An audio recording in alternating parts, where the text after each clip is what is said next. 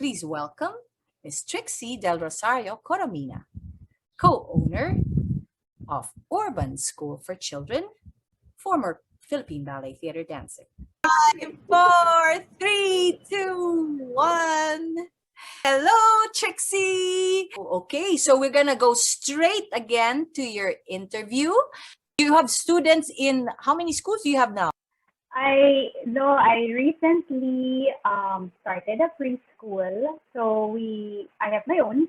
I partnered with the former owners of my previous school because that closed already. So And going back to your interview, the motherly qualities that you do practice with your own children and your own students, especially those characteristics that you inherited from your own mother. Take it away. I'm not sure because I was exposed to children before I was a mom. So I feel like parang how I am as a mom is actually influenced by how I am as a teacher. And also and then how I am as a teacher was influenced by how I was exposed to my mom and my relationship with my mom. So it trickled down. Characteristics, there's a lot of dialogue that happens even if they're just in preschool. My eldest is 5 years old, and then my youngest is 2. And even if they're just 5 and 2, there's a lot of like, what happened? What you try to get to the bottom of things when you talk to them, and it's always you take their perspective into consideration, and it's important that they get to voice out their thoughts, and when they tell you something, even if it's just look at the rock that I found today at the park, it's like you really listen, which is what I got from my mom also. Like the littlest things, she was always very attentive to the things that we had to say and things that we had to show her, even if it's just like my youngest Billy, she likes drawing, and it's always the circles all the time, teeny circles. And then every time she does that, she shows it to me like she's doing it for the first time. And my reaction is also always like, it's like, wow, you're doing it for the first time, even if it's like the million teeny tiny paper that she's worked on. Oh!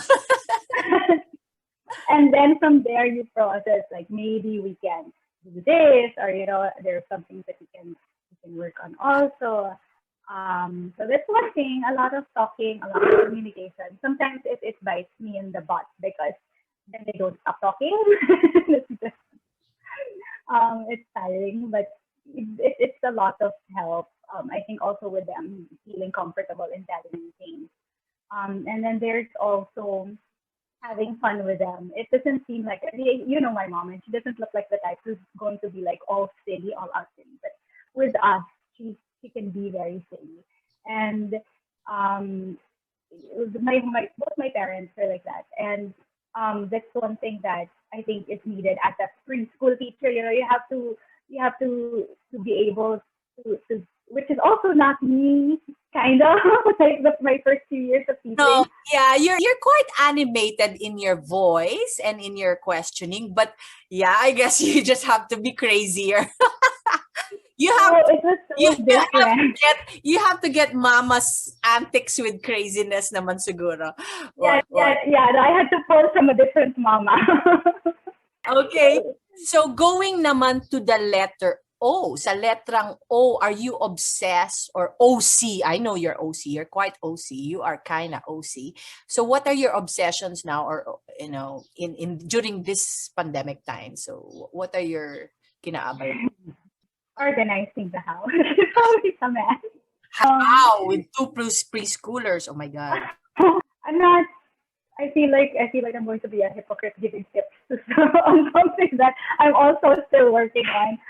But we try to not like after they play with something, we try to pack it away, or at least if we don't pack it away right then and there, but then we make sure that at the end of the day before we go to sleep, the room is reset for another day, so that we always start the morning or the day with a relatively Fresh, clean slate. yeah, space. And then every Saturday we do our rotation of the toys so that it doesn't they get tawa kasi they get tired of the toys that are out. And they have a lot of toys. So sometimes they'll say, what can we do? And this is something that I got also from my mom that I have so many toys. What do you mean? What can you do? So I realized that sometimes it's just I guess for them it's out of mind, out of sight. So if it's stored, then they don't see it, and then if you bring it out after like a week, it's like new.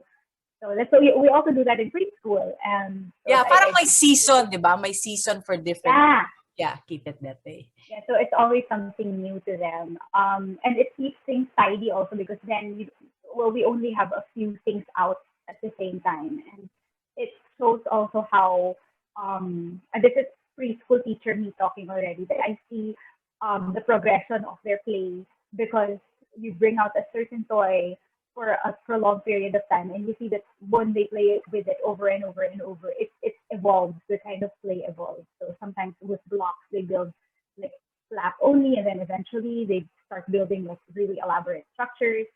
And that only happens when it's there for quite some time and they don't have anything else to play with and it's very limited. So they make do with what they have. It brings out also their creativity and all that, and they end up playing together instead of having all of these toys just scattered. Right. So they have one and they work together, which helps lessen the bickering, which is another thing that I'm trying to deal with. So you like it Very fun. that they learn how to work together, no? And share, I guess. Yeah, Yeah. Because yeah, that's a big, that's a big issue. that's a big issue, no? The sharing. Oh my God, yes. And part of motherhood, yes. So, sa letrang M, another M is simple. Your message to all mothers like you there, young mothers and or new mothers, especially ngayong pandemic. It's kind of hard to be a mother at the pandemic times. But Yeah. any message? Yeah, well, okay, so this is something that I recently just figured out. So to me, I'm a homebody, diba? So I wasn't easily affected by the whole, one whole year of lockdown. I was like, I was okay. I was not like experiencing any of those mga go out already, and because I wasn't like that to begin with. But then on the second year, parang now it's starting to feel like, wow, ang tagal na nito ah.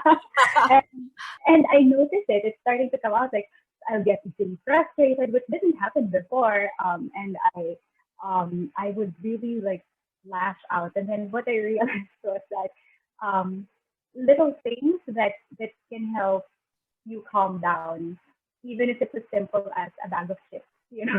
It really helps. So you parang find I call it my calming jar because in preschool we give here I have one. Like these jar things, and when the kids are kind of rowdy, they just stare at it, and it works for them, but it doesn't work for me. So I find my own calming jar.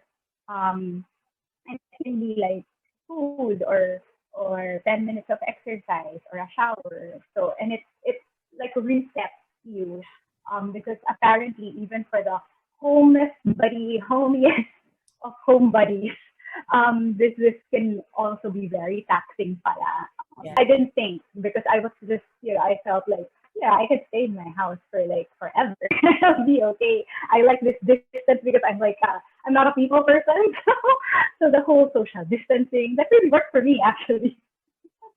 The whole distancing thing, but yeah, it takes its toll also after a while. And then another thing is that, um, especially for those who have partners who have not just husbands, okay, like partners, like in rearing, in raising children, because it takes a village.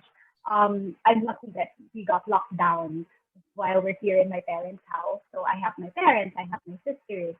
We don't have a yaya because our yaya had to go back to her house. So since last year, we have had no help.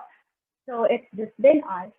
But find your village, even if it's just your husband, even if it's just your sister or whoever, if it's just one person, it excludes you, and it lessens the load, even if the only help that they can provide is to just talk to you, or to just laugh at you, or no, maybe not laugh at you. That's annoying. Laugh with Listen, you. laugh and listen. Listen to your ranting.